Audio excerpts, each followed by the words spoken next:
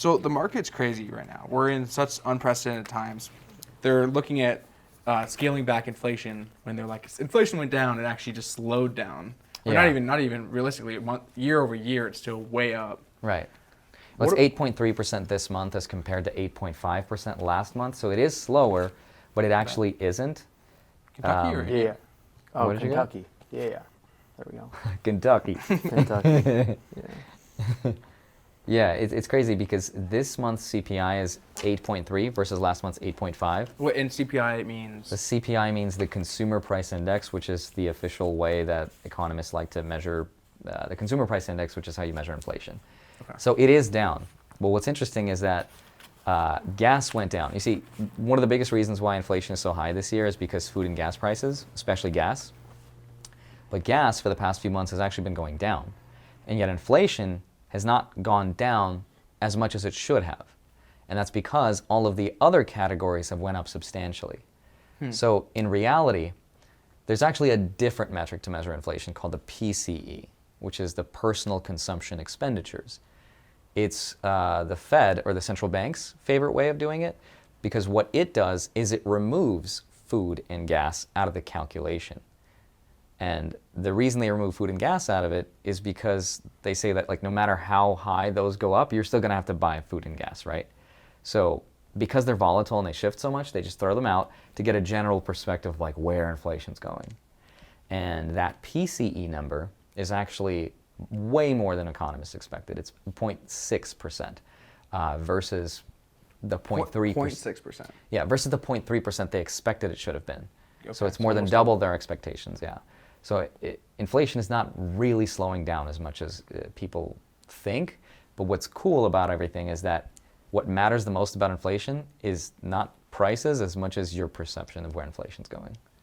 So if I perceive that inflation is going down, I will change my buying behavior and Correct. my investing behavior? Correct. It's interesting because this is why I love economics so much, is because so much of it is like magic.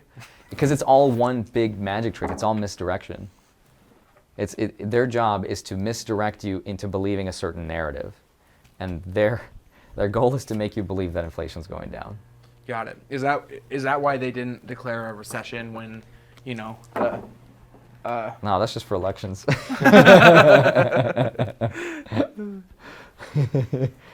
have they done it? Have they declared one yet or no? Ooh, Oriental. I'll buy that. Actually, with your guys' creators agency and agency box, what's like your guys' goal with this company? The reason I ask that is because every business person that I've met, and you guys are like more entrepreneurial, every entrepreneur wants to be a creator, and every creator wants to be an entrepreneur, is what I've observed so far. And I could see that you're doing more social media, and it's interesting because I'm trying to dive more into your world, and I'm trying to be more entrepreneurial because I want to make money if my YouTube channel doesn't exist. And you want to amplify what you're doing through YouTube. So it's this interesting dynamic of like the grass is greener. So I'm wondering, like, what is your goal with your social media and like with your businesses that you're running? Dude, the thing is like the grass is greener on the other side thing is always going to exist if we allow it to. Right. Because when we achieve something at a high level in life and realize I'm not happy, it's like we look for the next best alternative. And so it's like I have clients that they've sold a company for hundreds of millions of dollars, and they're like, okay, like I'm still not happy. What's next? And then they try to build a brand or whatever else. Are most of your clients kind of on the wealthier side? So I have met a lot of like disproportionately wealthy people trying to be YouTubers, for example. And what's interesting about that is it's very hard to buy that. And I think that's kind of outside the realm of like when you think of the entrepreneurial business or the mindset.